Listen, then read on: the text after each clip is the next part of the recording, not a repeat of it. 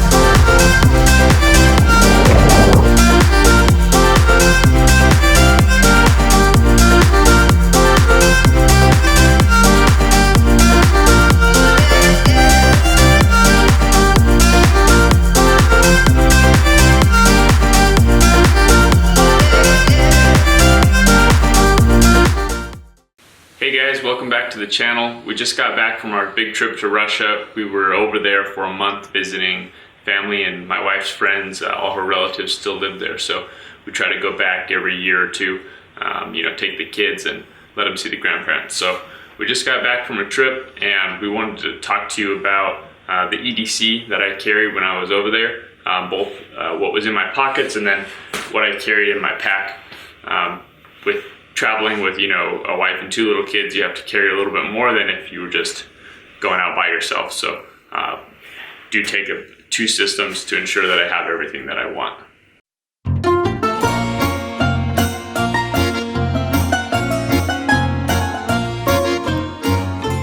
All right, so let's get into my EDC that I carried when I was in Russia. This is all the stuff that I carried in my pockets on a daily basis. We're all over the place, visiting family, friends, museums, parks.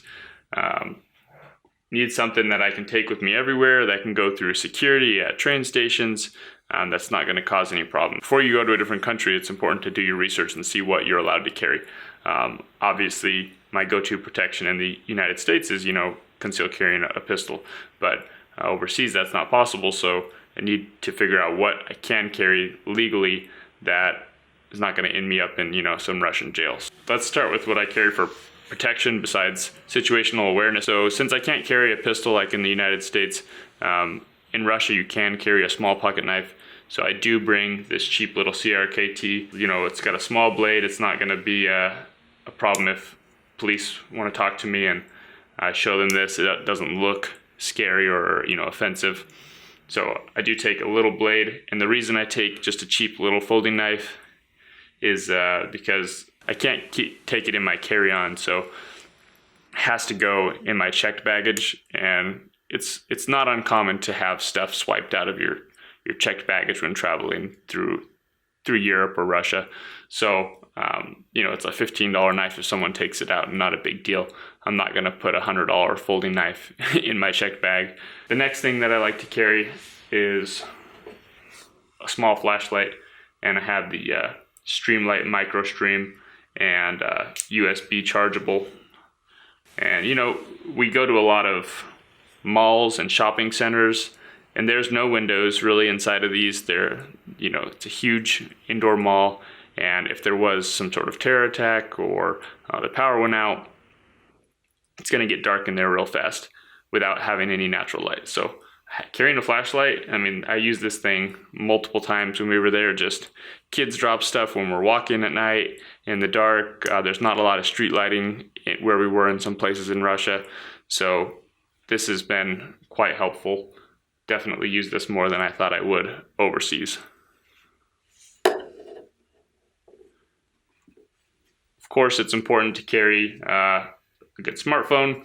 It's going to be your contact to the outside world. I have a Samsung S9, and it is the unlocked version, so when I'm in Russia I can get a Russian SIM card and put it in here and have service. I think that's important when you're overseas, especially if you're traveling for a long period of time.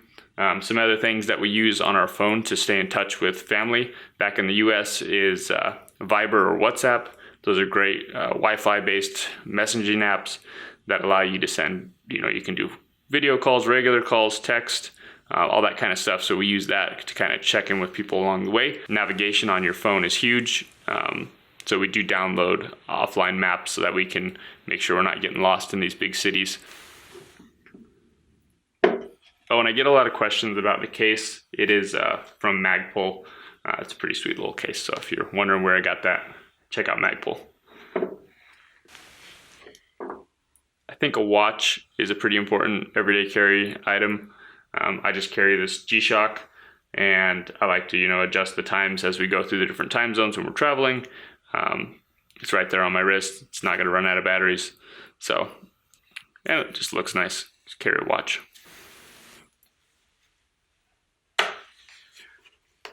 I've got a recycled Firefighter wallet here.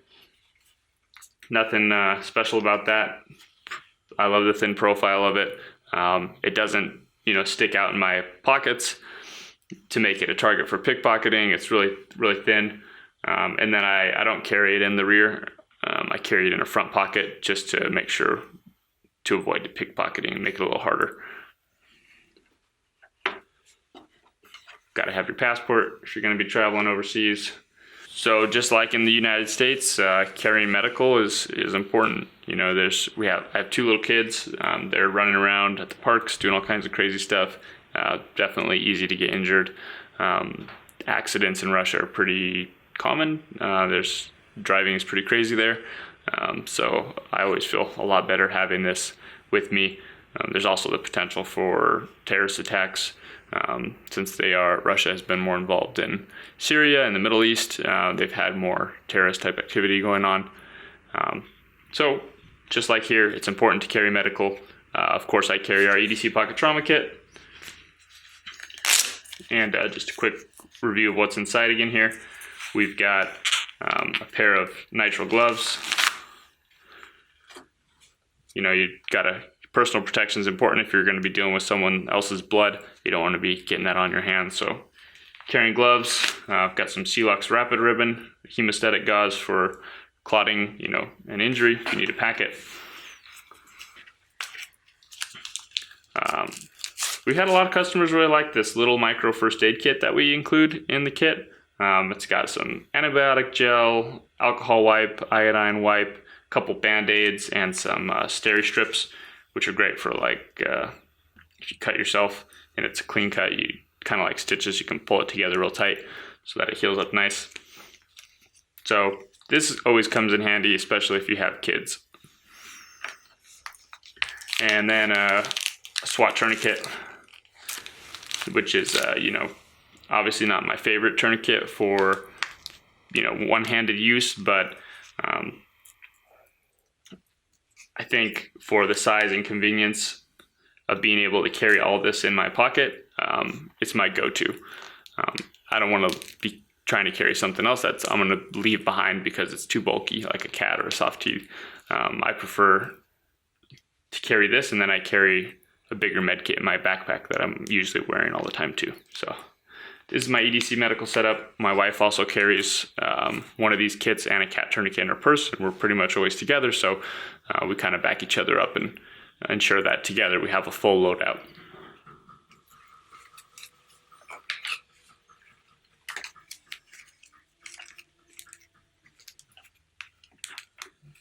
So the kit does have a SWAT tourniquet in it, which isn't my favorite tourniquet for one-handed use, but it is multi-purpose device. So I can use this to splint a fracture on one of my kids. I can use it as a tourniquet, a compression dressing.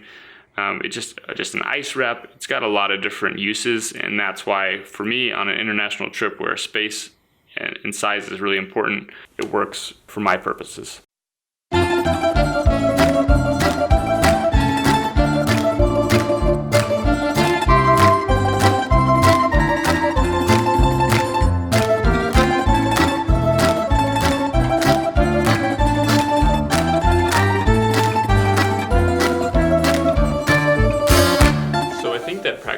gray man concept when you're traveling overseas is really important. It's easy to want to, have the tactical backpack and the U.S. flag patch and wear your, tactical hat with your your favorite patch on it. But really, when you're traveling overseas, especially in a country like Russia that doesn't have the best relations with the United States, that has a potentially corrupted police force, I try to keep a low profile as an American. I don't want to make myself stand out. I try to dress and do as the Romans do when in Rome. So I dress similar.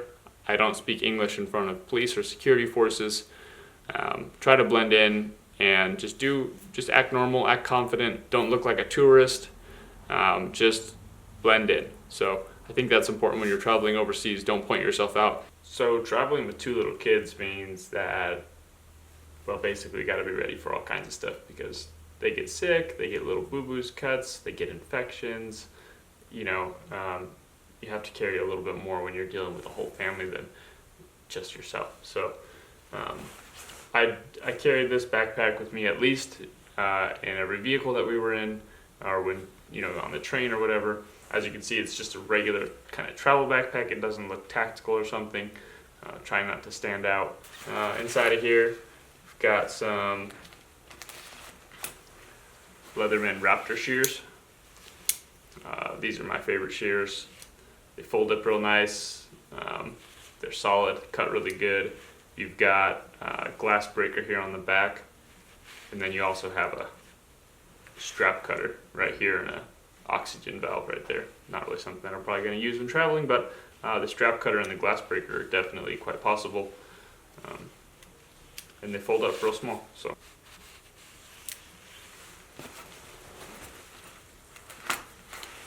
and then I do carry a bigger streamlight in my backpack, a little bit more lumens. This is the ProTac 1L, which just runs on AA batteries. So that's something that you can find overseas if you run out of batteries. It is a lot brighter than the MicroStream that I showed you earlier, so I do like to carry that. Just a glow stick for marking something in an emergency. If there was a vehicle accident or something, we had to pull off the road, I could set out a couple of those just to keep traffic away from the vehicle while we got it sorted out. I always like to carry some sort of paper and pen, nothing fancy, just for notes or product ideas. You never know when you're going to need to write something down. So that's something I carried.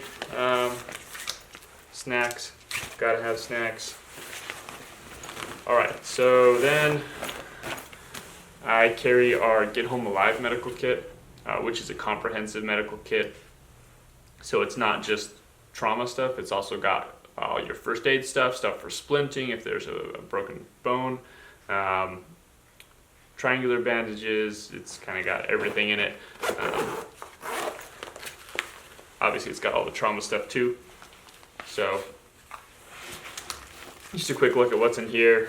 This helps, carrying the EDC Pocket Trauma Kit on me is obviously my first line there, and then in here I have kind of a bigger setup where I can deal with if there was multiple injuries, or if my kid gets an infection in their finger and it needs to be drained or something. I can do that while we're overseas. So obviously I got a cat tourniquet, chest seals, nasal airway. There's a full splint in here back there. I don't know if you can see it. Yeah. I think that's really handy when you have little kids. They're always messing around at the park, and every fall they almost break something, so I like to have that on hand.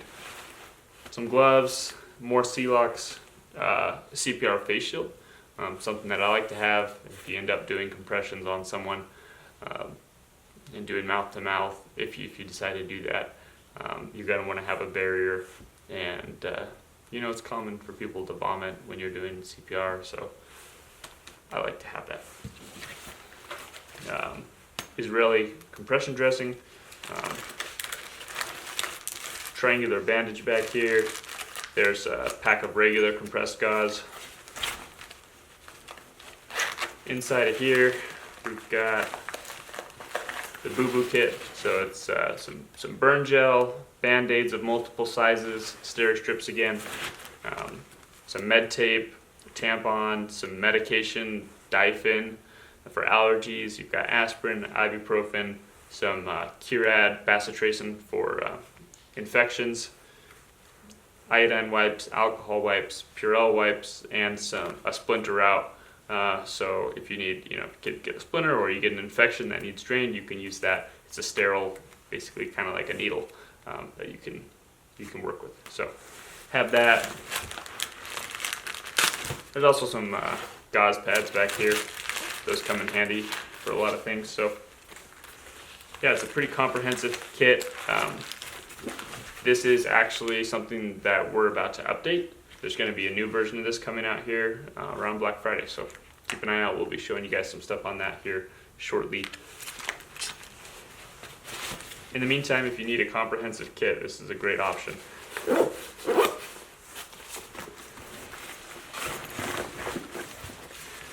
And then we also have a little survival kit. So here's the thing, when you're traveling, especially with family and friends, you're not in control of kind of your day. It's not your vehicle. You don't know exactly where you might be going or what you might be doing. So you could really end up all over the place, and I like to carry this little survival kit. Just got all your basic stuff. We've kind of talked about it before. It's the same one that I have usually in my search and rescue pack. Some paracord, a water filter, which in Russia honestly comes in handy pretty often because you're not supposed to drink the tap water, especially if you're not from there. That's handy. Duct tape is always handy. There's some fire starting stuff in here. A Bic lighter, which just so you know, you can take this in your carry-on. You can't check lighters, but you can take them in your carry-on, so I suggest you do that.